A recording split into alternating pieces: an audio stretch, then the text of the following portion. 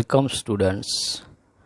IIT JEE GSH SEB દ્વારા રજૂ થઈ રહેલા આ વિડીયોમાં ઓક્સિજનયુક્ત કાર્બનિક સંયોજનો, આલ્ડિહાઇડ, કીટોન અને કાર્બોક્સિલિક એસિડ સંયોજનો ભાગ 2માં હું આપનું હાર્દિક સ્વાગત કરું છું.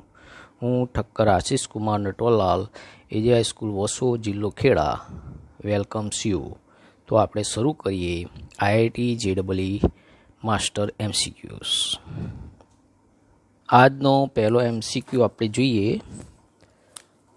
આપણને અહીંયા એસીટોન આપેલ છે. આ એસીટોનની CH3 MgBr methyl magnesium bromide એટલે કે ઇગ્નાર્ડ પ્રક્રિયક, ત્યારબાદ જળ વિભાજન કરવાથી નિપજ A, જેનું સોડિયમ ધાતુ અને ઇથર સાથે પ્રક્રિયા કરવાથી નિપજ B, અને જેની CH3Br સાથે પ્રક્રિયા કરવાથી નિપજ C મળે છે.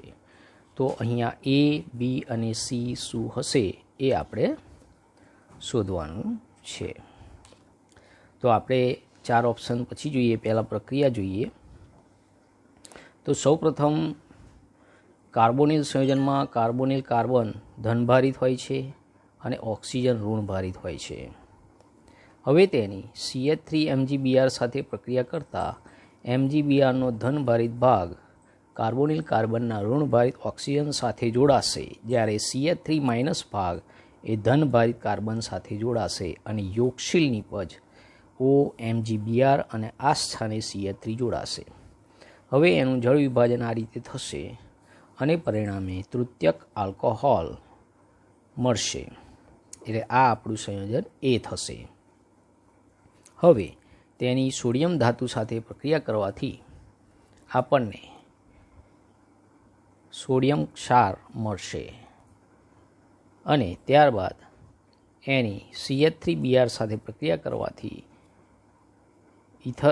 ઇથર બનવાની પ્રક્રિયા થશે અને આપણી અંતિમ નિપજ જે છે C એ આ રીતની નિપજ પ્રાપ્ત થશે. એટલે કે આ જે તૃતીયક નિપજ છે એ કન્ટિન્યુઅસ ચાલુ રહેશે. એટલે આપણે જોઈ શકીએ કે આપણી સિક્વન્સમાં A, B અને C, હવે એને આપણે ઓપ્શન સાથે મેચ કરીએ તો આપણને જાણવા મળશે કે જે આપણો જવાબ છે એ સાથે મેચ થાય છે, એટલે આપણો જવાબ A થશે. નેક્સ્ટ ક્વેશ્ચન જોઈએ. નેક્સ્ટ ક્વેશ્ચનમાં નીચે આપેલી પ્રક્રિયામાં અંતિમ નિપજ શું હશે? અહીંયા એક આલ્કાઇન સમૂહ છે અને એક આલ્ડિહાઇડ સમૂહ અંતમાં છે, જેનું પ્રથમ NaBH4 વડે જળ વિભાજન, ત્યારબાદ PBr3 વડે બ્રોમિનેશન, ત્યારબાદ મેગ્નેશિયમ સાથે ઇથરની હાજરીમાં થતી પ્રક્રિયા અને અંતમાં CO2 વાયુ પસાર કરી જળ વિભાજન કરતાં અંતિમ નિપજ શું પ્રાપ્ત થશે એવો આપણો પ્રશ્ન છે. તો આપણે સૌપ્રથમ પ્રક્રિયાની ક્રિયાવિધિને ધ્યાનમાં જોઈ લઈએ. વિદ્યાર્થી મિત્રો, આ રીતના પ્રશ્નો ખૂબ જ પૂછાય છે, તો આ બાને ધ્યાનથી શીખવાનો પ્રયત્ન કરશો. ગભરાવાની સેજ પણ જરૂર નથી. મહત્તમ પ્રયાસથી સફળતા જરૂર મળશે. તો જુઓ, સૌપ્રથમ આપણે ગયા ચેપ્ટરમાં જોયું હતું કે NaBH4 સોડિયમ બોરોહાઇડ્રાઇડ એ કીટોન સમૂહ જે છે, આલ્ડિહાઇડ સમૂહ, એનો આલ્કોહોલમાં રૂપાંતર કરે છે. આ પોઈન્ટ તમને યાદ હોય તો તમે તરત આલ્કોહોલ બનાવી દેશો. હવે એ આલ્કોહોલનું બ્રોમિનેશન કરવાથી આ OH સમૂહનું બ્રોમિનમાં રૂપાંતર થઈ જશે. હવે એ બ્રોમિન સમૂહનું રૂપાંતર થયા બાદ મેગ્નેશિયમ સાથે પ્રક્રિયા કરતાં ઇથરની હાજરીમાં ગ્રિગ્નાર્ડ પ્રક્રિયા થશે. મેગ્નેશિયમ અહીંયા દાખલ થશે એટલે આપણને યોગશીલ નિપજ પ્રાપ્ત થશે.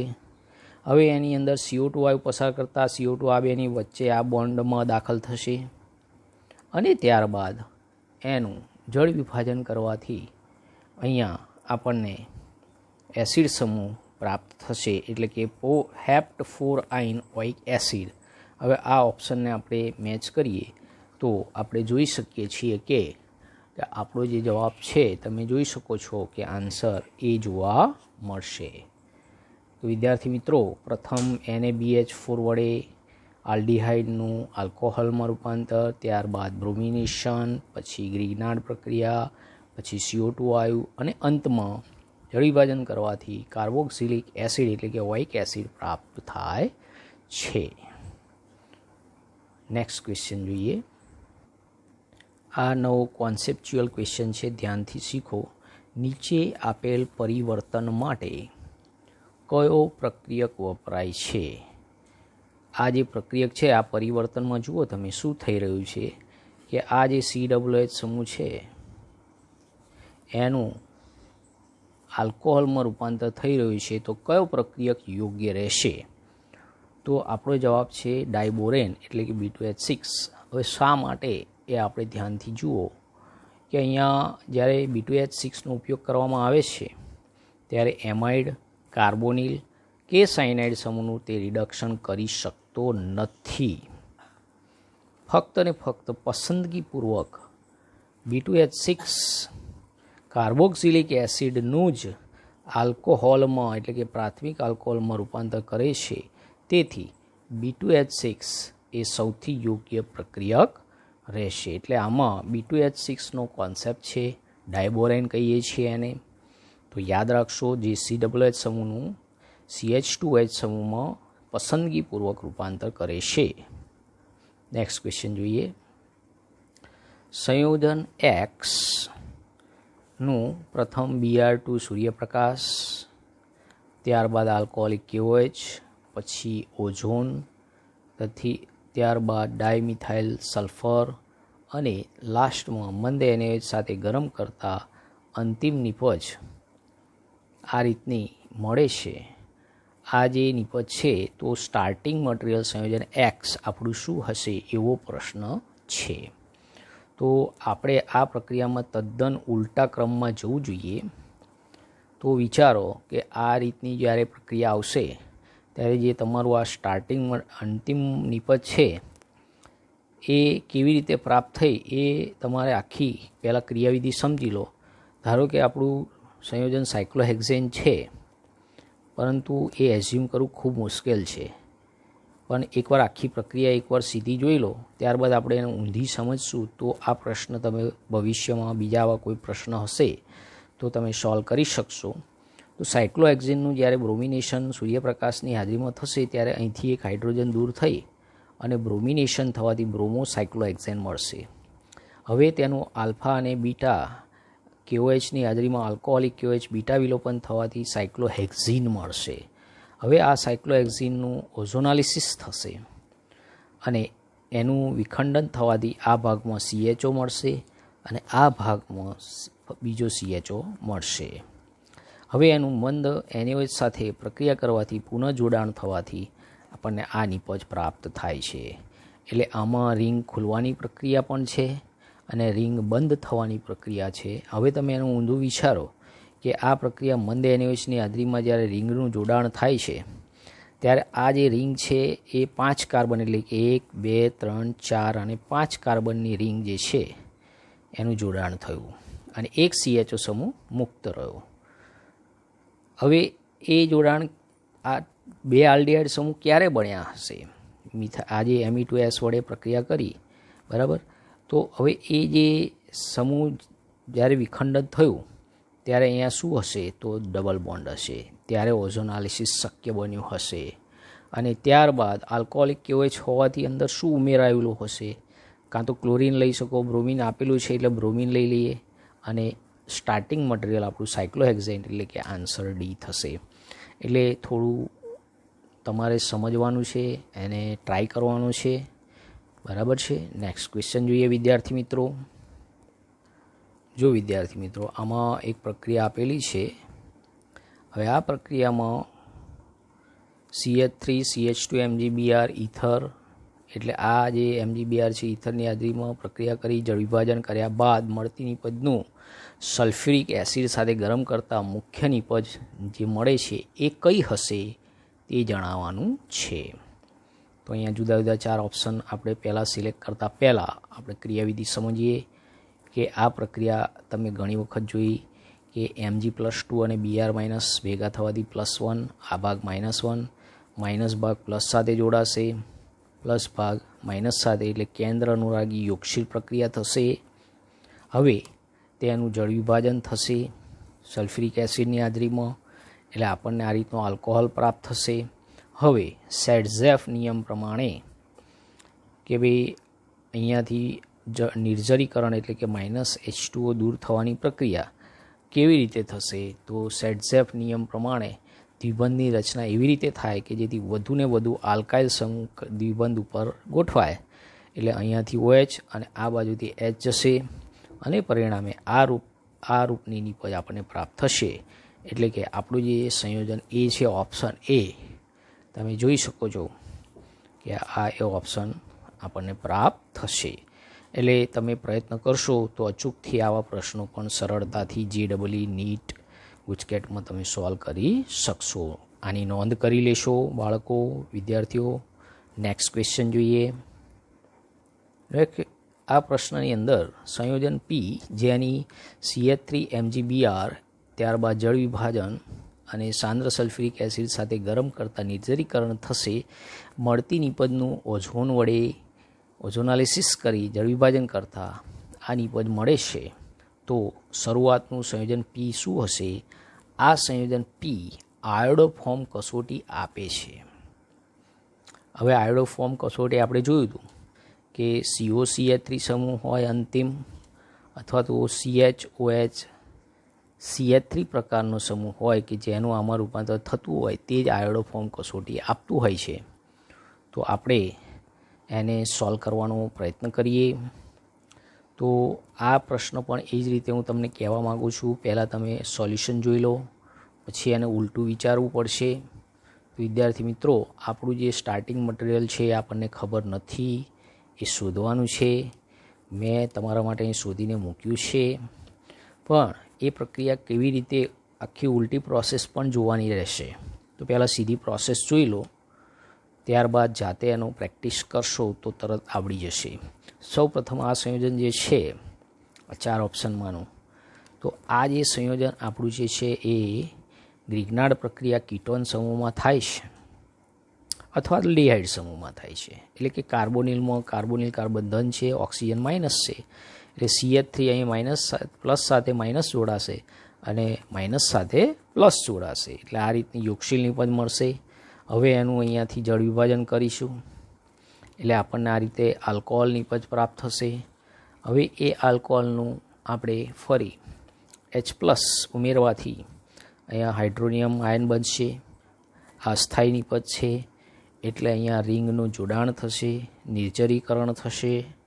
હવે આ અસ્થાયી છે એટલે એને સ્થાયી બનાવવા માટે હાઇડ્રોજન અહીંયા ઇલેક્ટ્રોન યુગ્મનું દાન કરી દ્વિબંધની પૂર્તિ કરશે અને આ રીતની નિપજ મળશે. હવે એનું ઓઝોનાલિસિસ આ ભાગમાં થશે અને એનું વિખંડન થવાથી અંતિમ નિપજ આપણને આ પ્રાપ્ત થઈ કે જે આપણને અહીંયા દર્શાવેલી છે. તો વિચારો, હવે ઉલટી આખી પ્રોસેસ તમારે વિચારવાની છે કે ઓઝોનાલિસિસ થયું એનો મતલબ કે અહીંયા દ્વિબંધ હશે. હવે એ દ્વિબંધ જે છે એ અસ્થાયી હોય કે આ રીતે H+નું દાન થયું હશે. ત્યારબાદ નિર્જરીકરણ જે અહીંયા ક્રમ આપ્યા છે એ જોતા જવાના છે. આ નિર્જરીકરણનો ક્રમ થવાથી અંદર હાઇડ્રોલિસિસ આપણે ઉલટું વિચારવાનું છે. એ હાઇડ્રોલિસિસ આલ્કોહોલમાં થઈ શકે છે.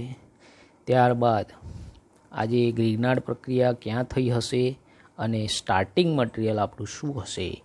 તો આપણે અહીં જોઈ શકીએ છીએ કે આપણો જે ઓપ્શન જે બી ઓપ્શન છે એ આપણો સાચો જવાબ છે. વિદ્યાર્થી મિત્રો, સામાન્ય પ્રશ્નો તો તમે ઘણા જોયા હશે, પરંતુ આ ટાઈપના જે પ્રશ્નો છે એ JEE લેવલ છે, નીટ લેવલ છે. એટલે વિદ્યાર્થી મિત્રો થોડો પ્રયત્ન કરવો પડશે તો જ સારો સ્કોર થઈ શકશે.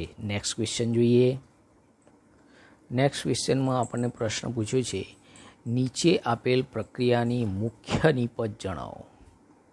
અહીંયા પણ પ્રક્રિયા છે પેરાક્લોરોટોલ્યુઇન, એનું Cl2 સૂર્યપ્રકાશ, ત્યારબાદ જળ વિભાજન ડેલ્ટા. તો અહીંયા મુખ્ય નિપજ અંતિમ નિપજ શું હશે? એટલે કે પ્રથમ ક્લોરિનેશન અને ત્યારબાદ જળ વિભાજન કરવાથી શું નિપજ પ્રાપ્ત થાય છે?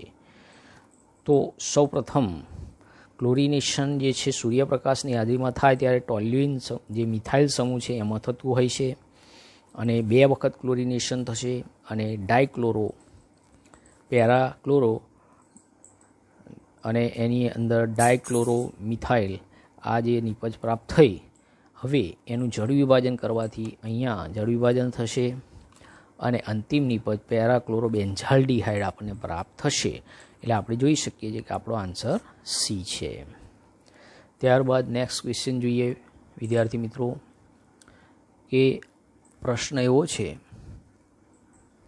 કે CH3CHO અને C6H5CH2CHO ને રાસાયણિક રીતે કઈ કસોટી દ્વારા અલગ પારખી શકાય? બેનેડિક્ટ કસોટી, આયોડોફોર્મ કસોટી, ટોલેન્સ કસોટી કે ફેલિંગ કસોટી? તો અહીંયા CH3CHOમાં આપણે જોઈ શકીએ છીએ કે CH3CO સમૂહ આયોડોફોર્મ કસોટી આપે છે, જ્યારે આ જે બીજું સંયોજન છે એમાં આયોડોફોર્મ કસોટી આપતું નથી. એટલે આપણો આન્સર કે આ બે સંયોજનને અલગ કરવા અથવા રાસાયણિક રીતે અલગ ઓળખવા માટે કઈ કસોટી યોગ્ય રહેશે? તો આપણો આન્સર આવશે આયોડોફોર્મ, એટલે કે NaOH+I2 અથવા KOH+I2નું સંયોજન યોગ્ય રહેશે. નેક્સ્ટ ક્વેશ્ચન, ચાલો આમાં પણ જુઓ કે આપેલું એક સંયોજન છે, એની પોટેશિયમ બ્યુટેનોઇટ અને સાંદ્ર સલ્ફ્યુરિક એસિડ સાથે આ તૃતીયક બ્યુટેનોઇટ ટી લખ્યું છે એટલે ટર્શરી બ્યુટેનોઇક અને પોટેશિયમ ક્ષાર છે, એને સેકન્ડ કોન્સન્ટ્રેટેડ H2SO4 સાથે ગરમ કરતાં કઈ નિપજ પ્રાપ્ત થશે? આવો પ્રશ્ન છે. તો સૌપ્રથમ વિદ્યાર્થી મિત્રો, જ્યારે તૃતીયક બ્યુટાઇલ ક્ષાર જ્યારે એટેક કરે છે ત્યારે એ શું કરશે? તો હાઇડ્રોજનને પોતાની તરફ આકર્ષિત કરશે અને પરિણામે અહીંયા દ્વિબંધની રચના, આ જે દ્વિબંધ છે આ રીતે રચાશે. પરિણામે આપણે આ સંયોજન મળશે. હવે સાંદ્ર H2SO4નો H+ એ ઇલેક્ટ્રોન યુગ્મ સાથે જોડાશે અને અંતિમ નિપજ મધ્યવર્તી નિપજ પ્લસ મળશે, પણ અસ્થાયી છે. પ્રાથમિક કેટાયન મળશે. હવે એ પ્રાથમિક કેટાયનની ગરમ કરવાથી જોડાણ થશે અને અંતિમ સ્વરૂપમાં આપણને આ રીતની નિપજ, જે આપણે જોઈએ કે ઓપ્શન બીમાં આપણને આ નિપજ પ્રાપ્ત થાય છે. તો આ તૃતીયક બ્યુટાઇલ જે ક્ષાર છે એ શું કરે છે એને ધ્યાનથી જુઓ. ત્યારબાદ H+ ક્યાં જોડાય છે એ જુઓ અને ગરમ કરવાથી રિંગનું ફોર્મેશન થયું એ તમારે ધ્યાનમાં રાખવાનું છે. સાથે સાથે બીજો એક ક્વેશ્ચન જોઈ લઈએ. કયું સંયોજન મહત્તમ ઇનોલ સ્વરૂપ દર્શાવશે? ખૂબ ક્વેશ્ચન કોન્સેપ્ચ્યુઅલ છે. ઇનોલ અને કીટો ઇનોલ ચલરૂપકતા આપણે જાણીએ છીએ. તો આની અંદર કયું સંયોજન મહત્તમ ઇનોલ સ્વરૂપ દર્શાવશે એવો આપણો પ્રશ્ન છે. તો આ જુદા જુદા સંયોજનો પૈકી આપણો જે આન્સર સી છે, કે જેમાં આ જે CO છે, બે CO એ વધારે ઇનોલ સ્વરૂપ કેમ છે એનું કારણ બરાબર સમજી લેજો. તો આ ઓપ્શન કેમ, કે જે સંયોજનમાં આલ્ફા સક્રિય મિથિલિન H મહત્તમ ઇનોલ સ્વરૂપ ધરાવે, એટલે કે સૌથી વધુ એસિડિક H+ આલ્ફા સ્થાનમાં હાજર હોય તે ઇનોલ, એટલે આ જે છે કીટો છે, અહીંથી H અહીંયા જશે, અહીંયા પણ જઈ શકે છે. એટલે ઇનોલ સ્વરૂપમાં એસિડિક H ધરાવતું, એટલે કે આ સંયોજન સૌથી વધારે ઇનોલ સ્વરૂપ દર્શાવશે. એટલે આપણો ઓપ્શન સી જોવા મળશે. ત્યારબાદ નેક્સ્ટ ક્વેશ્ચન જુઓ. નીચે આપેલ પ્રક્રિયાની મુખ્ય નિપજ જણાવો. પ્રક્રિયામાં બે આલ્ડિહાઇડ સમૂહ છે તથા એક કીટોન સમૂહ પણ રહેલો છે. હવે એની NaOH સાથે ગરમ કરતાં શું નિપજ પ્રાપ્ત થાય છે? તો આ જુદા જુદા ચાર ઓપ્શન તમે જોઈ શકો છો. તો એમાં સૌપ્રથમ આપણે પ્રક્રિયાને સમજવાનો પ્રયત્ન કરીએ કે સૌપ્રથમ આપણો જે પ્રારંભિક પ્રક્રિયક છે એ પ્રક્રિયકની અંદર NaOHની હાજરીમાં શું સ્ટાર્ટિંગ થાય છે કે ભાઈ OH- H સાથે જોડાવાનો પ્રયત્ન કરે છે અને આ જે જ્યાંથી એચ છૂટો પડે છે એ રિંગ નિર્માણ કરશે અને પરિણામે આપણને આ રીતની ચક્રીય નિપજ પ્રાપ્ત થશે, એટલે કે ચક્રીયકરણ થશે. હવે એને ગરમ કરવાથી નિર્જરીકરણ થશે, એટલે કે અહીંયાથી OH સમૂહ દૂર થશે અને અહીંયાથી હાઇડ્રોજન દૂર થશે. શા માટે કે ભાઈ આપણે જોયું કે મહત્તમ આલ્કાઇલ સમૂહ જોડાય એ રીતે દ્વિબંધનું નિર્માણ થાય અથવા સ્થિરતા પ્રાપ્ત કરે એ રીતે. એટલે આપણને જે નિપજ મળી એ આપણે આપણા 4 ઓપ્શનમાં જોઈએ તો આપણે આન્સર સી જોઈ શકીએ છીએ કે આપણી જે નિપજ છે એ અહીંયા જે આપ્યું છે અહીંયા ઉલટું આપ્યું છે અને આ મિથાઇલ સમૂહ છે અહીંયા છે. તો આપણે જોઈ શકીએ છીએ કે અહીંયા ચક્રીયકરણ પ્રક્રિયા છે જે મંદ NaOHની હાજરીમાં થાય છે. ત્યારબાદ નેક્સ્ટ ક્વેશ્ચન જુઓ. ઇથાઇલ બેન્ઝીન આપ્યું છે જેનું આલ્કલાઇન KMnO4 અને ત્યારબાદ જળ વિભાજન કરવાથી કઈ મુખ્ય નિપજ પ્રાપ્ત થશે તે જણાવો. તો આપણો જે આન્સર છે બેન્ઝોઇક એસિડ. શા માટે? તો આલ્કલાઇન KMnO4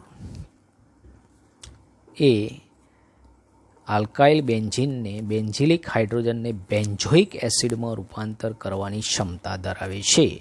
એટલે ઇથાઇલ બેન્ઝીનનું બેન્ઝોઇક એસિડમાં રૂપાંતર થશે. એટલે આપણો આન્સર બેન્ઝોઇક એસિડ જોવા મળશે. ત્યારબાદ નેક્સ્ટ ક્વેશ્ચન. નીચે આપેલ પ્રક્રિયાની મુખ્ય નિપજ જણાવો. તો અહીંયા એક પ્રક્રિયામાં જે ઘણા બધા ક્રિયાશીલ સમૂહ OH, CH2OH, COO, ઇથાઇલ સમૂહ, એની સાંદ્ર કેટાલિટિક સલ્ફ્યુરિક એસિડ એટલે કે ઉદ્દીપકીય H2SO4ની હાજરીમાં પ્રક્રિયા થવાથી કઈ નિપજ પ્રાપ્ત થાય છે. તો સૌપ્રથમ આપણે એને સમજવાનો પ્રયત્ન કરીએ કે એસિડ ઉદ્દીપકીય આંતઃઆણવીય એસ્ટરીકરણ પ્રક્રિયા થતી હોય છે. એટલે કે સલ્ફ્યુરિક એસિડની હાજરીમાં ઉદ્દીપકીય પ્રક્રિયા થવાથી આંતઃઆણવીય એસ્ટરીકરણ તરફ દોરી જાય છે. એટલે એસ્ટરીકરણ કેવી રીતે થશે? તો પહેલાં સમજો કે આ H+ છે એ ઇથાઇલ આજે એસ્ટર સમૂહના ઓક્સિજન સાથે જોડાવાનો પ્રયત્ન કરશે અને આ OH સમૂહ જે છે એ રિંગ બનાવવાનો પ્રયત્ન કરશે, ચક્રીયકરણ થશે અને પરિણામે અહીંયા આ રીતની જે ભાગ છે OH અહીંયા જોડાવાથી રિંગ પ્રાપ્ત થશે અને ત્યારબાદ અહીંયાથી -H+ થવાથી એટલે ઇલેક્ટ્રોન આપીને એ અહીંયા ઓક્સિજનની ખાનાપૂર્તિ કરશે, ઇલેક્ટ્રોન સંપૂર્ણ કરી અને અંતિમ નિપજ આ જે મળી એ આપણે જોઈ શકીએ છીએ કે આપણા ઓપ્શન બીમાં જોવા મળે છે. ત્યારબાદ નેક્સ્ટ ક્વેશ્ચન ખૂબ જ અગત્યનો ક્વેશ્ચન છે જે વારે ઘડીએ પૂછાતો હોય છે જી નીટમાં. નીચે આપેલા સંયોજનની ઇલેક્ટ્રોન અનુરાગી એરોમેટિક વિસ્થાપન પ્રક્રિયા પ્રત્યેની પ્રતિક્રિયાત્મકતાનો ચડતો ક્રમ.